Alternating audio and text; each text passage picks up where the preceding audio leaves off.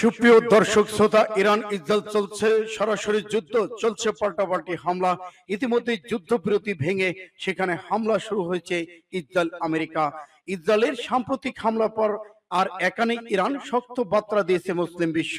Saudi আরব, তুরস্ক থেকে শুরু করে সংযুক্ত আরব আমিরাত পর্যন্ত প্রকাশ হয়েছে ইসরায়েল বিরোধী অবস্থানে।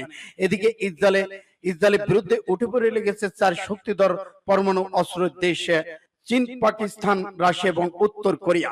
জানিয়ে দেব আমাদের হাতে থাকা সর্বশেষ আন্তর্জাতিক আপডেট বাংলা সংবাদ। শুরুতেই থাকছে সংবাদ শিরোনাম, এরপরে জানাবো বিস্তারিত। ইসরায়েলে পরমাণু হামলা চালাবে পাকিস্তান। আর জানিয়ে দেব ফিলিস্তিনের যুদ্ধে ইরানিদের পক্ষে সেনা পাঠাতে চান পুতিনের বন্ধু রমজান কাদিরভ। চীনের সঙ্গে প্রয়োজনে যুদ্ধ হবে, যুক্তরাষ্ট্রের যুদ্ধ ঘোষণা। জাতীয় নিরাপত্তা দলের সঙ্গে বসেছেন ট্রাম্প। এদিকে ইরানের পক্ষে দাঁড়িয়েছে চার পরমাণু শক্তিধর দেশ।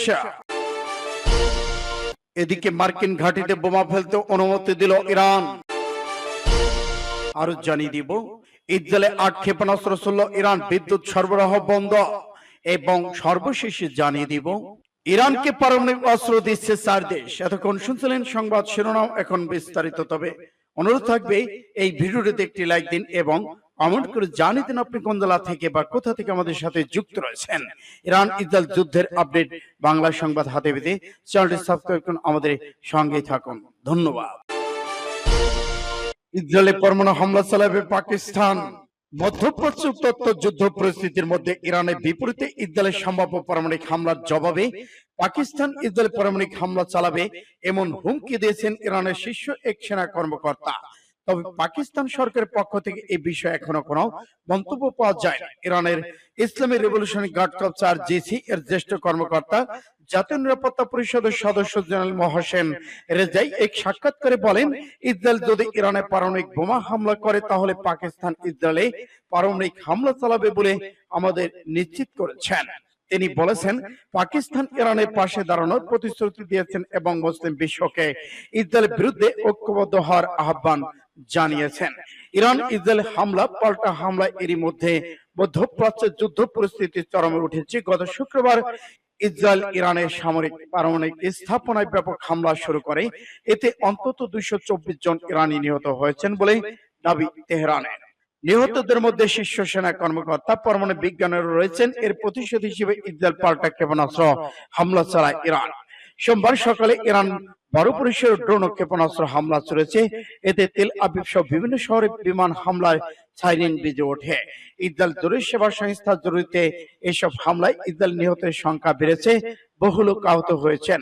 বিশেষজ্ঞরা বলেছেন, এই সংঘর্ষ দীর্ঘস্থায়ী সর্বব্যাপী যুদ্ধের রূপ নিয়েছে, যা গোটা মধ্যপ্রাচ্য এবং বাহিরে ছড়িয়ে পড়তে পারে। এবার ফিলিস্তিনি পক্ষে ইরান যুদ্ধে সেনা পাঠালো রমজান কাদিরভ। রাশিয়ার প্রেসিডেন্ট ভ্লাদিমির পুতিনের বন্ধু এবং চেচেন রিপাবলিকান রমজান কাদিরভ চলমান ইসরায়েল হামাস সংঘাত নিয়ে মুখ খুলেছেন। তিনি এই যুদ্ধ শেষ করার জন্য ফিলিস্তিন শান্তিরক্ষী দল পাঠাতে প্রস্তুত আছেন বলে জানিয়েছেন। তিনি বলেন, ফিলিস্তিনের প্রতি আমাদের পূর্ণ সমর্থন রয়েছে, কারণ ইসরায়েল তাদের জমি নিয়ে আলাদা করে রেখেছে, তাদের কোনো বাক স্বাধীনতা নেই। আজ আমি এই যুদ্ধের বিরোধিতা করছি এবং সবাইকে যুদ্ধ সমাপ্তি টানার অনুরোধ করছে। এই যুদ্ধ বন্ধ না হলে তৃতীয় বিশ্বযুদ্ধ শুরু হবে। ইতিমধ্যেই ইরান ইসরায়েল শুরু হয়েছে ভয়াবহ যুদ্ধ, চলছে পাল্টাপাল্টি হামলা। ইতিমধ্যেই ইরান যুদ্ধে যোগ দিচ্ছেন রাশিয়ার চেচেন সেনা। এ সময় তিনি বলেন, টেলিগ্রামে দূর থেকে তার বাবার স্মৃতির উদ্দেশ্যে নির্মিত একটি মসজিদে রকেট হামলা করেছে আমেরিকা। উভয় পক্ষে মসজিদে হামলা না করার আহ্বান জানান তিনি বলেন, আমি আবারও মুসলিম নাগরিক আমাদের রাষ্ট্রের প্রতি সত্যের পক্ষে দাঁড়ানোর অনুরোধ জানাই, অথবা আমাদের সেনা সেখানে শান্তি রক্ষার জন্য যে যাবে এবং যুদ্ধ থামিয়ে দিবে। উল্লেখ্য, জাতিসংঘ নিরাপত্তা পরিষদের জরুরি বৈঠকে ফিলিস্তিনের পক্ষ নিয়েছে রাশিয়া।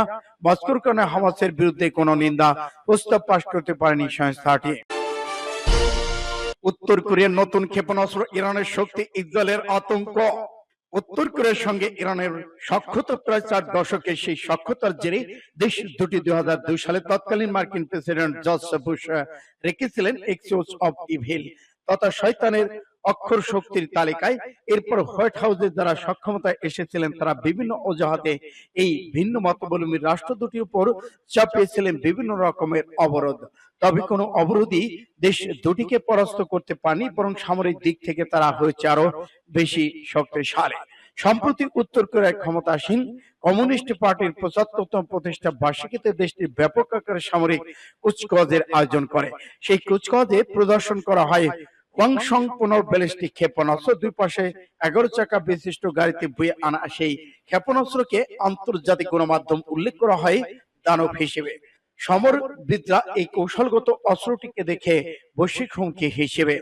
এদিকে ইসরায়েলের জেরুসালেমের পোস্টে প্রতিবেদনে ব্যালিস্টিক ক্ষেপণাস্ত্র হিসেবে ইহুদি রাষ্ট্রটির জন্য হুমকি তা তুলে ধরা হয়েছে। বলা হয় উত্তর কোরিয়া সঙ্গে ইরানের কৌশলগত সুসম্পর্কের কারণে এই ক্ষেপণাস্ত্রের কারিগরি প্রযুক্তির তথ্য চলে আসতে পারে উপসাগরীয় অঞ্চলে দেশটির হাতে। বলা হয় উত্তর কোরিয়ার নেতা কিম জং উনের সঙ্গে মার্কিন প্রেসিডেন্ট ডোনাল্ড ট্রাম্পের ব্যক্তিগত সম্পর্কের মধ্যে উত্তর কোরিয়া নতুন অস্ত্রের ঝলক দিয়েছে।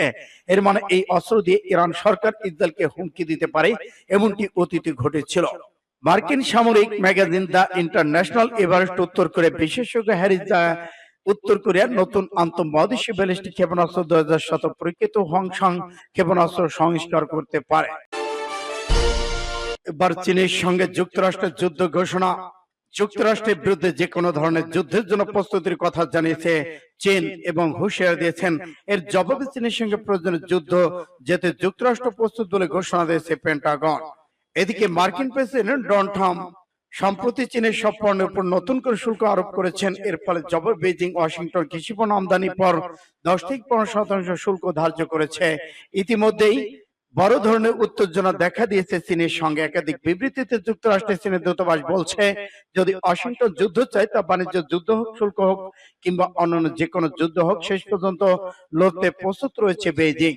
জবাবে যুক্তরাষ্ট্র সম্ভব হুমকির জন্য প্রস্তুত, তাদের সামরিক শক্তি আরো শক্তিশালী করছে বলে জানিয়েছেন মার্কিন প্রতিরক্ষা মন্ত্রী পিট হেগসেথ। তিনি বলেছে আমরা প্রস্তুত, যারা শান্তির জন্য আকাঙ্ক্ষা করে তাদের যুদ্ধের জন্য প্রস্তুত থাকা উচিত। আমরা এমন একটি বিপজ্জনক পৃথিবীতে বাস করছি যেখানে শক্তিশালী উত্থানহীন দেশগুলোর মতাদর্শ একেবারেই ভিন্ন। তারা দ্রুত তাদের প্রতিরক্ষা ব্যয় বৃদ্ধি করছে এবং প্রযুক্তি আধুনিকীকরণ করছে। তারা মার্কিন যুক্তরাষ্ট্রকে হটিয়ে দিতে চায়। এবার ইরানের পক্ষে দাঁড়িয়েছে ৪ পরমাণু শক্তিধর দেশ। ইসরায়েলের সাম্প্রতিক হামলার পর আর একা নেই ইরান। শক্ত বার্তা দিয়েছে মুসলিম বিশ্ব। সৌদি আরব, তুরস্ক থেকে শুরু করে সংযুক্ত আরব আমিরাত পর্যন্ত প্রকাশ্যে এসেছে ইসরায়েল বিরোধী অবস্থানে। যদিও যুক্তরাষ্ট্র ইসরায়েলকে পাশে রয়েছেন, তথাপি দৃশ্যপট চাপে পড়েছেন দেশটির প্রধানমন্ত্রী যুদ্ধবাজ বেঞ্জামিন নেতানিয়াহু। যুদ্ধ শুরু করেই যেন হাও হয়ে গেছেন তিনি, আর অবস্থান নিয়ে শুরু হয়েছে ধোঁয়াশা। এদিকে যুদ্ধের সমীকরণ পাল্টে দিতে এবার মাঠে নেমেছে ৪টি পরমাণু শক্তিধর দেশ। তারা সরাসরি ইরানের পাশে থাকার ঘোষণা দিয়েছেন। তেহরানে ইসরায়েলি হামলার পর আন্তর্জাতিক অঙ্গনে নিন্দার ঝড় উঠেছে। মুসলিম দেশগুলো বাইরে ইরানের মিত্র রাষ্ট্রগুলো এই হামলা বিরোধিতা করেছেন। ইরানের নিজস্ব পরমাণু অস্ত্র না থাকলেও এই অস্ত্রের অহংকারে ইসরায়েল হামলা চালায় বলে দাবি করা হচ্ছে। তবে ইতিমধ্যেই পরিস্থিতি আরো জটিল হয়ে উঠেছেন। ৪টি পরমাণু শক্তিধর দেশ এই আক্রমণের বিরুদ্ধে মুখ খুলেছেন। তারা ইরানের সার্বভৌমত্ব রক্ষায় সক্রিয় ভূমিকা রাখতে প্রস্তুত রয়েছেন। প্রতিবেশী দেশগুলোর মধ্যে রয়েছে পাকিস্তান। মুসলিম এই দেশটির সঙ্গে ইরানের সীমান্ত রয়েছে। দুই দেশের মধ্যে গভীর বন্ধুত্ব, বিশেষ করে ইসরায়েল ইস্যুতে। এবার বড় সংকটে ইরানের পাশে দাঁড়িয়েছে পাকিস্তান। সূত্র পাস টুডে। মার্কিন ঘাঁটিতে বোমা হামলার নির্দেশ ইরানের। ইরানের পারমাণবিক স্থাপনে বোমা হামলার পর মধ্যপ্রাচ্যে যুক্তরাষ্ট্রের ঘাঁটিগুলোতে হামলার আহ্বান জানিয়েছে ইরানের রাজনীতিবিদ, রাষ্ট্রীয় গণমাধ্যমগুলো।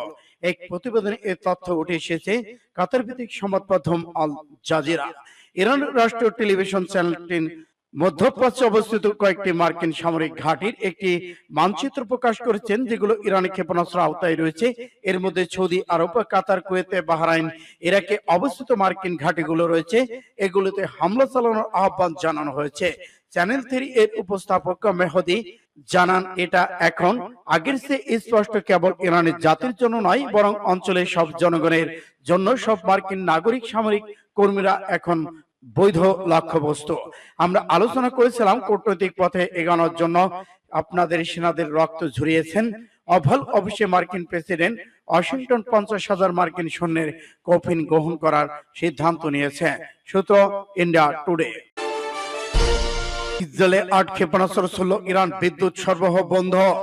এবার ইসরায়েলি সেনাবাহিনী বলেছে গত কয়েক ঘন্টায় ইসরায়েলের বিভিন্ন জায়গায় 8টি ক্ষেপণাস্ত্র ছুড়েছে ইরান। ইসরায়েলের ওয়ারেন-8 সংবাদ সংস্থার বরাতে এই খবর জানিয়েছে আল জাজিরা। ইসরায়েলের দক্ষিণ অঞ্চলে বিদ্যুৎ কোম্পানি কৌশলগত স্থাপনায় আঘাত হানায় এতে বিদ্যুৎ সরবরাহ বাধাগ্রস্ত এবং বন্ধ রয়েছে।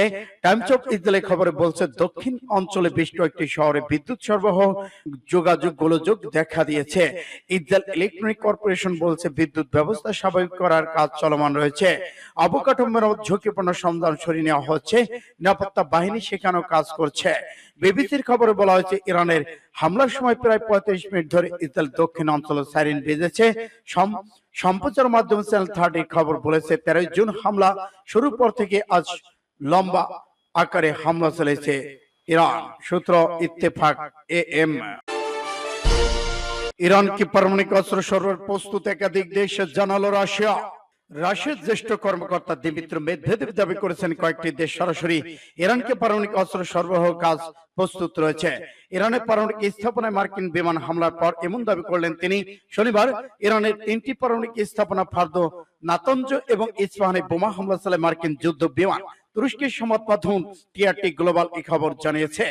টেলিগ্রাম পোস্টে একে বিবৃতিতে রাশিয়ার নিরাপত্তা পরিষদের বর্তমান উপসভাপতি মেদভেদেভ বলেন একাধিক দেশ ইরানকে সরাসরি তাদের পারমাণবিক অস্ত্র সরবরাহ করতে প্রস্তুত রয়েছেন এবং শুরু হয়েছে। মেদভেদেভ বলেছেন যেসব স্থাপনায় হামলা হয়েছে সেগুলো আঘাত তুলনামূলকভাবে সামান্য হয়েছে, যা কোনো গুরুত্বপূর্ণ ক্ষতি হয়নি। ইউরেনিয়াম সমৃদ্ধকরণ সম্ভব পারমাণবিক অস্ত্র উন্নয়ন কার্যক্রম সম্ভবত অব্যাহত থাকবে বলেও জানান তিনি সতর্ক করে বলেছেন যুক্তরাষ্ট্র আরেকটি বড় সংঘাতে জড়িয়েছে, এবার স্থল অভিযান শুরু হওয়ার সম্ভাবনা রয়েছে। পাশাপাশি তিনি দাবি করেন যে ইরানের নেতৃত্ব এই হামলার পর রাজনৈতিকভাবে আরো শক্তিশালী হয়ে উঠেছেন। ট্রাম্পের আলোচনা করে মেদভেদেভ বলেন যিনি নিজেকে শান্তির দূত বলে প্রচার করেছিলেন তিনি আবার একটি যুদ্ধ শুরু করলেন। তিনি আরো দাবি করেন যুক্তরাষ্ট্র ইসরায়েলের কর্মকাণ্ডের বিরুদ্ধে স্পষ্টই বেশিরভাগ দেশ অবস্থান নিয়েছে।